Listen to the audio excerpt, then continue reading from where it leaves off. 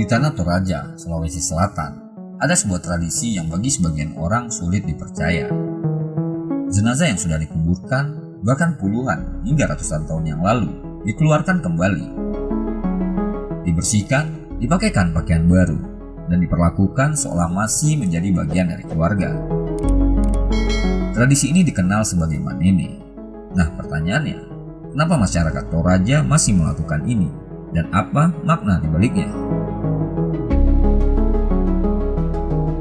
Dalam cerita yang berkembang di masyarakat Toraja, asal-usul manene sering dikaitkan dengan seorang pemburu bernama Pongrumase. Suatu hari ia menemukan jasad seseorang di hutan dalam kondisi yang sangat memprihatinkan. Alih-alih meninggalkannya, Pongrumase justru merawat jasad tersebut, membersihkannya dan mengganti pakaiannya. Setelah peristiwa itu, hidupnya berubah. Hasil panennya melimpah dan perburuannya selalu berhasil. Kisah ini kemudian dipercaya sebagai asal mula tradisi merawat jenazah leluhur sebagai bentuk penghormatan sekaligus harapan akan berkah. Tradisi manene dilakukan di wilayah Tanah Toraja, terutama di daerah Toraja Utara.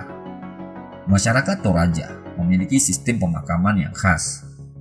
Salah satunya adalah liang, yaitu kuburan yang dibuat di tebing batu. Liang berbentuk lubang pada dinding batu yang digunakan untuk menyimpan peti jenazah. Salah satu lokasi yang terkenal adalah Londa, yang merupakan contoh nyata dari pemakaman tebing ini. Selain itu terdapat juga patane, yaitu bangunan menyerupai rumah yang digunakan untuk menyimpan jenazah keluarga. Sementara itu, keluarga akan berkumpul di rumah adat yang disebut tongkonan, yang menjadi pusat kegiatan keluarga dan ritual. Ritual manene biasanya dilakukan setiap 3 hingga 4 tahun sekali, umumnya setelah musim panen, sekitar bulan Agustus. Pelaksanaannya diawali dengan musyawarah keluarga bersama tetua adat yang disebut Netomina. Sebelum makam dibuka, Netomina akan membacakan doa dalam bahasa Toraja kuno, memohon izin kepada leluhur agar ritual berjalan lancar dan membawa berkah.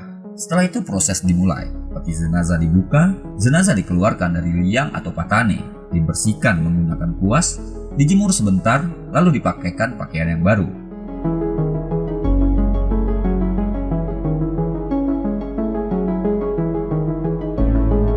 Dalam beberapa kasus, keluarga juga menambahkan benda-benda kesukaan almarhum semasa hidupnya.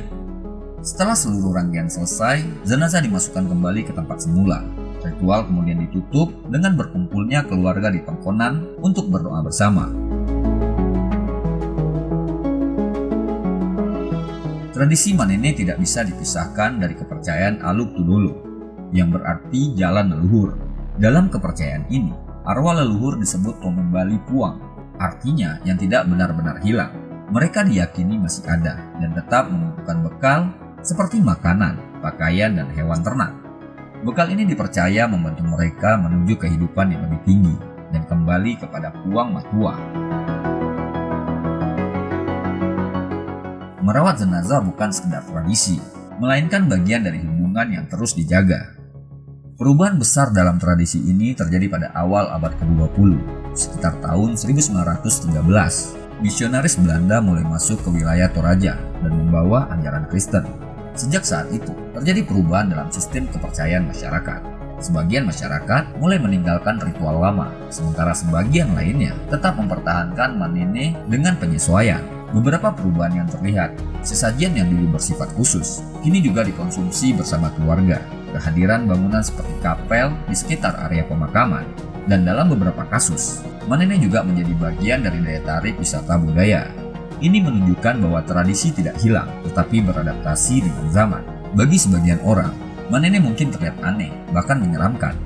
Namun bagi masyarakat Toraja, ini adalah cara menjaga hubungan dengan leluhur, sebuah bentuk penghormatan yang tidak berhenti bahkan setelah kematian.